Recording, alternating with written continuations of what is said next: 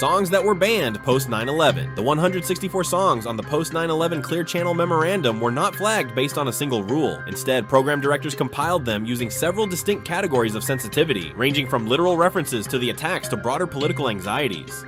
References to flight, falling, and sky. Songs that mentioned airplanes, crashing, or falling from the sky were flagged to avoid triggering listeners or drawing painful parallels to the commercial airliners used in the attacks. Learn to Fly, Foo Fighters. Free Fallin', Tom Petty. Fire and Rain, James Taylor. Specifically for the Line Flying Machines and Piece of Pie and themes of unexpected tragedy. Crash Into Me by Dave Matthews Band. And Leaving on a Jet Plane, Peter, Paul, and Mary.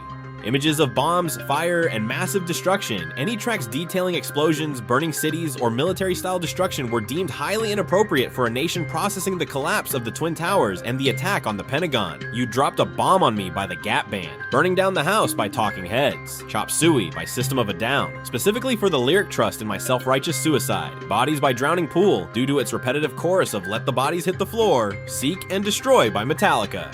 Middle Eastern, Islamic, or geographic context songs that made any reference to the Middle East, North Africa, or Islamic culture were flagged out of caution regarding anti-Arab sentiment or references to the geographic origins of the hijackers. Rock the Casbah by The Clash. Walk Like an Egyptian by the Bangles. All songs by Cat Stevens were flagged largely because the artist had converted to Islam and taken the name Yusuf Islam, making his catalog controversial to some programmers at the time. The Day of the Week.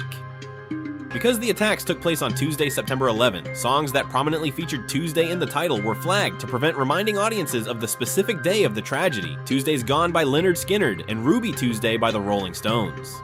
Peace, death, and philosophical mourning. Paradoxically, many songs flagged were actually gentle tracks about peace, heaven, or the end of the world. Programmers worried these songs were either too depressing for a grieving audience, or that their utopian messages conflicted with a rapidly rising wartime sentiment. Imagine by John Lennon, flagged for its vision of a world with no countries and no religion. What a Wonderful World by Louis Armstrong, deemed too bittersweet or ironic given the tragedy. Bridge Over Troubled Water by Simon and Garfunkel. Knocking on Heaven's Door by Bob Dylan and Guns N' Roses. And It's the End of the World as We Know It, and I Feel Fine by R.E.M.